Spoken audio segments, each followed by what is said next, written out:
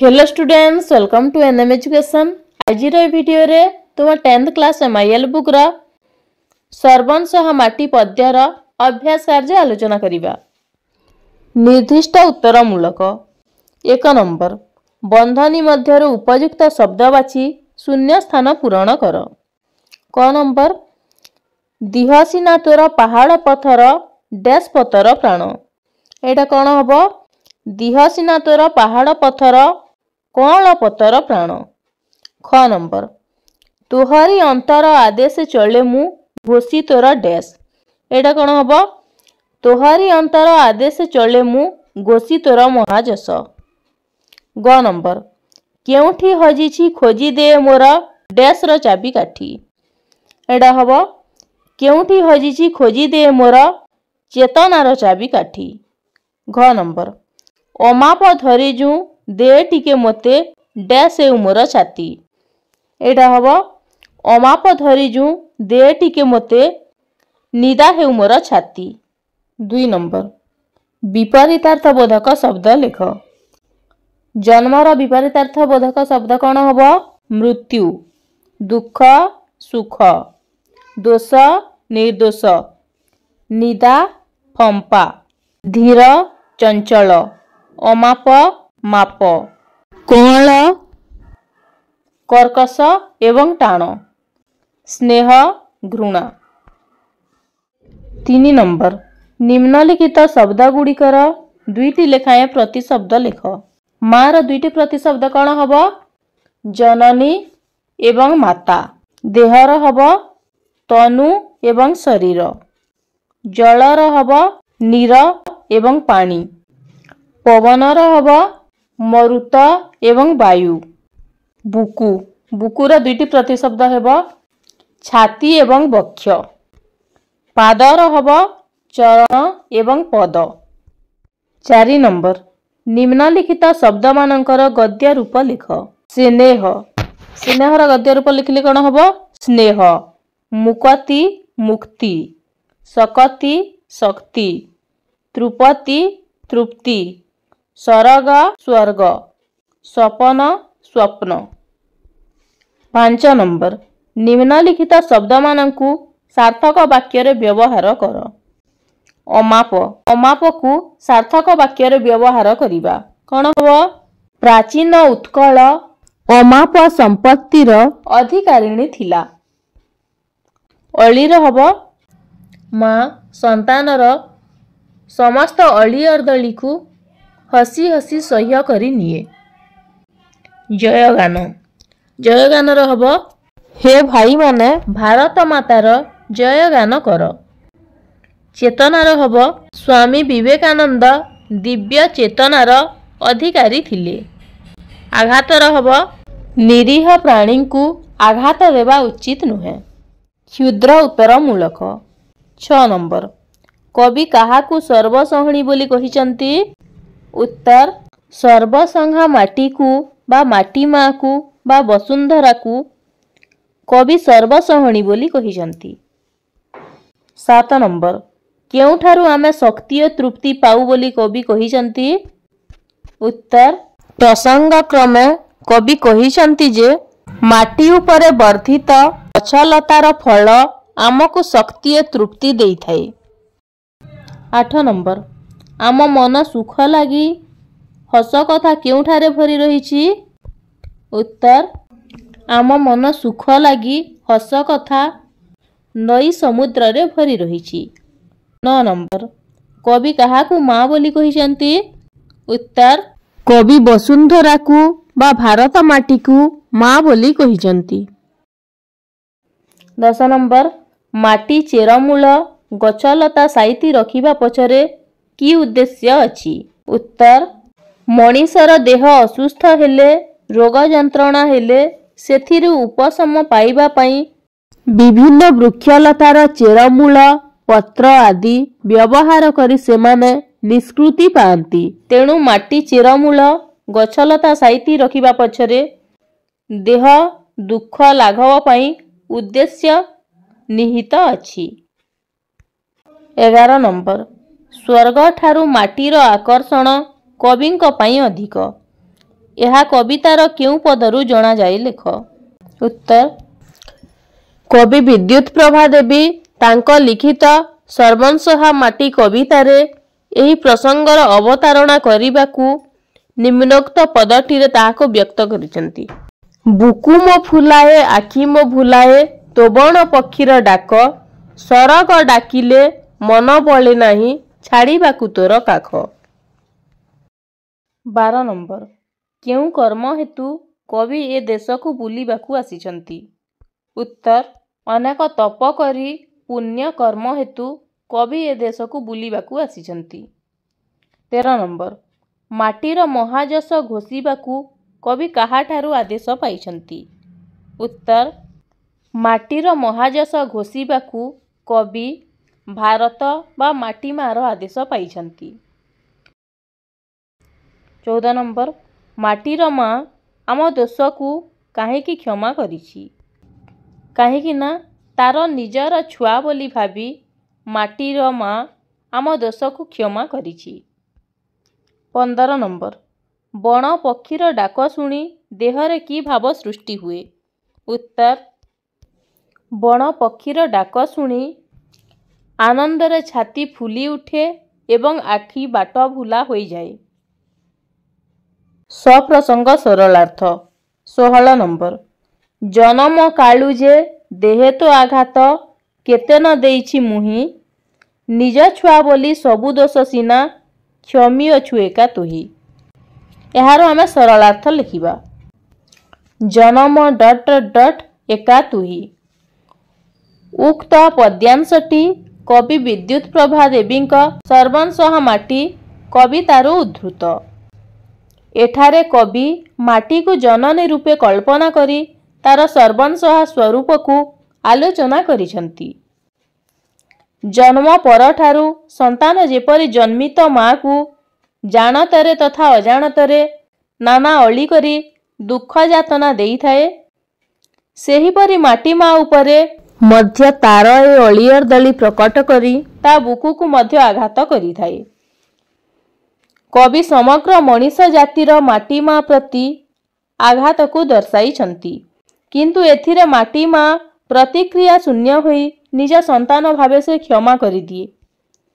କବିଙ୍କର ସକଳ କ୍ରୋଧ ଅଭିମାନ ରୋଷ ଯାହା ସବୁ ମାଟି ମା ଉପରେ ପ୍ରକଟିତ ହୁଏ ସେସବୁକୁ ସେ ଅଚିରେ ଭୁଲିଯାଏ। ବାସ୍ତବରେ ଏହି ମାଟି ମନସ୍କ ଚିନ୍ତନ କବିଙ୍କ ଉଦାର ପ୍ରାଣସତ୍ତାର ପରିଚାୟକ ହୋଇପାରିଛି। 17 ନମ୍ବର ଅମାପ ଧରିଜୁ ଦେ ଟିକେ ମୋତେ ନିଦା ହେଉ ମୋର ଛାତି ନିଜେ ଦୁଃଖ ସହି ଏ ଜଗତ ପାଇଁ ଲାଗି ପଡ଼େ ଦିନ ରାତି। ଏହାର ମଧ୍ୟ ସରଳାର୍ଥ ଲେଖିବା। ଅମାପ ... ଦିନ ରାତି। ଉକ୍ତ ପଦ୍ୟାଂଶଟି କବି ବିଦ୍ୟୁତ ପ୍ରଭା ଦେବୀଙ୍କ ସର୍ବଂସହା ମାଟି କବିତାରୁ ଉଦ୍ଧୃତ।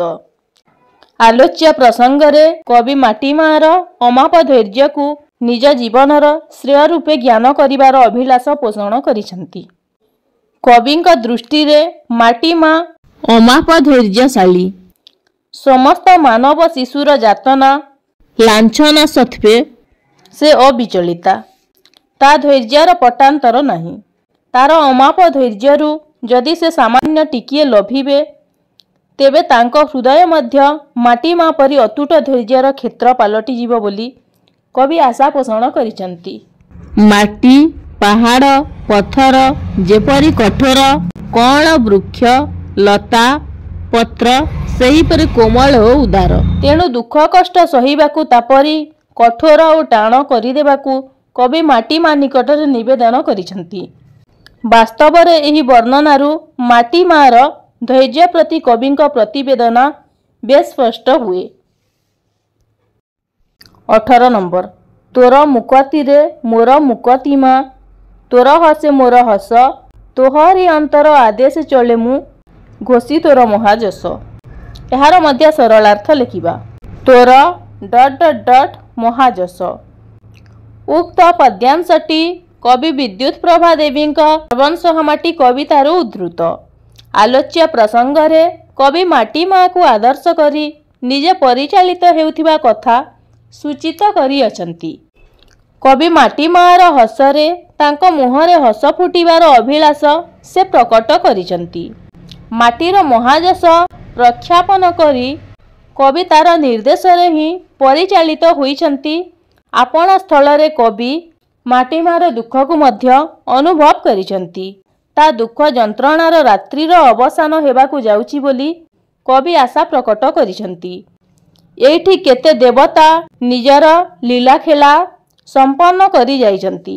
ବାସ୍ତବରେ କବିଙ୍କର ମାଟି ମାଆର ଏହି ମହାଯଶ ପ୍ରଖ୍ୟାପନରେ ତାଙ୍କ ପାଇଁ ମାଟି ମାଆର ଗୁରୁତ୍ୱ କେତେ ତାହା ଜାଣିହୁଏ।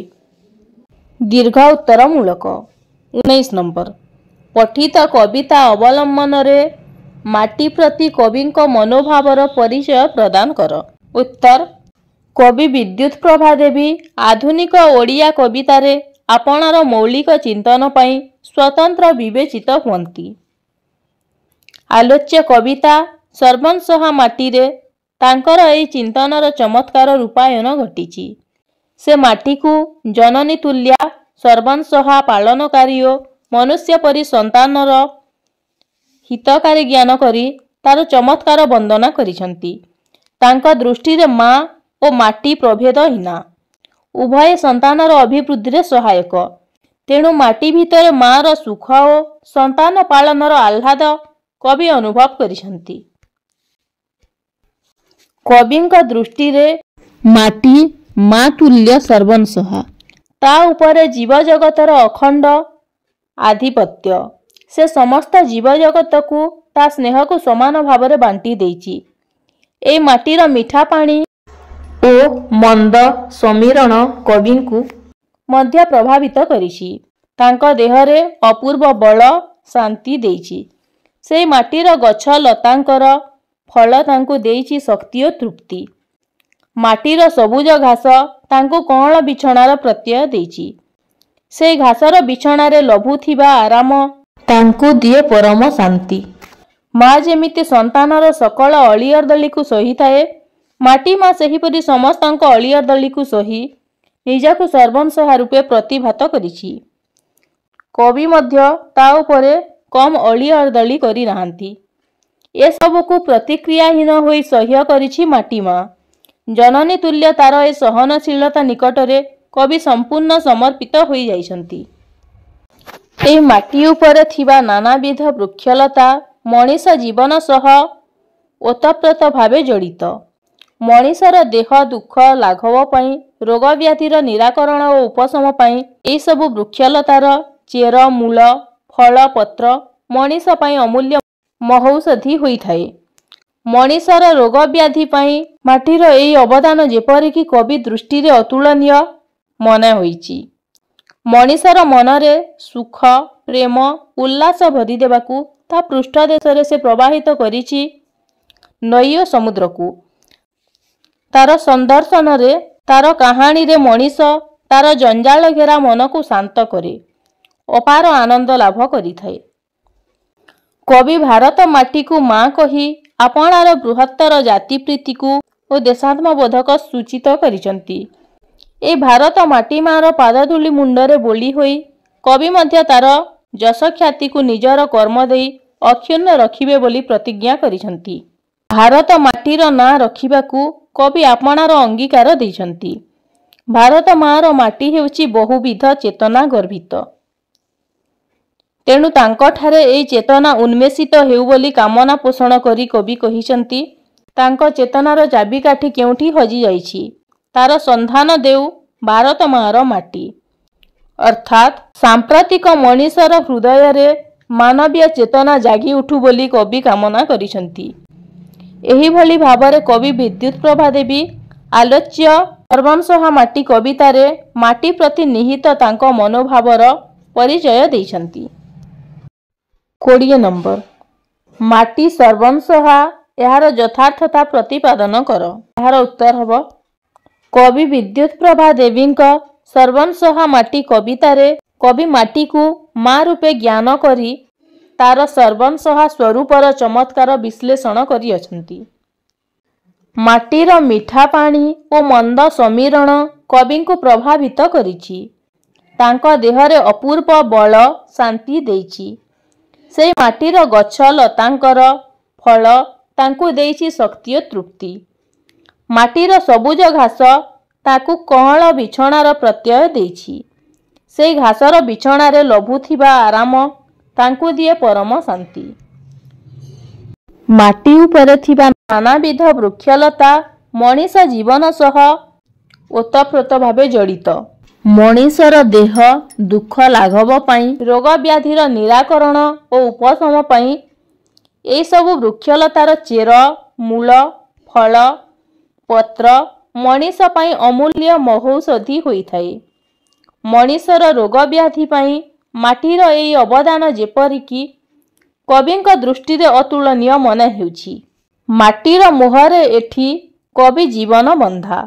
ଏହି ମାଟି ଉପରେ ଗଢ଼ି ଉଠିଥିବା ବଣ, ଜଙ୍ଗଲ, ଉପବନ ଆଦିର ନିସର୍ଗ ମନୋରମ ଦୃଶ୍ୟ ଭିତରେ ନାନାବିଧ ବଣ ପକ୍ଷୀଙ୍କ କୂଜନ କବି ପ୍ରାଣରେ ଅପୂର୍ବ ଆଲୋଡ଼ନ ସୃଷ୍ଟି କରେ। ସ୍ୱର୍ଗ ସୁଖକୁ ତୁଚ୍ଛ କରିଛି ମାଟି ମା କୋଳର ଦୁର୍ବାର ଆକର୍ଷଣ।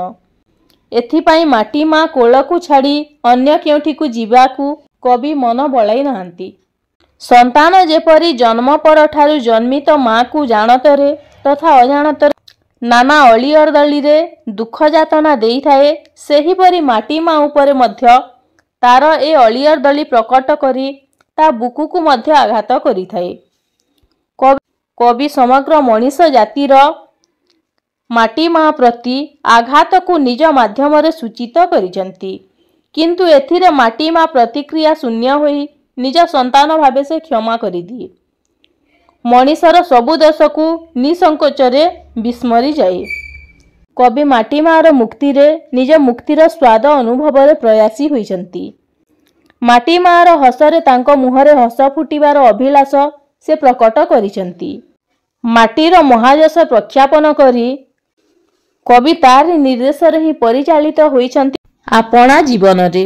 କବି ମାଟି ମାର ଦୁଃଖକୁ ମଧ୍ୟ ଅନୁଭବ କରିଛନ୍ତି।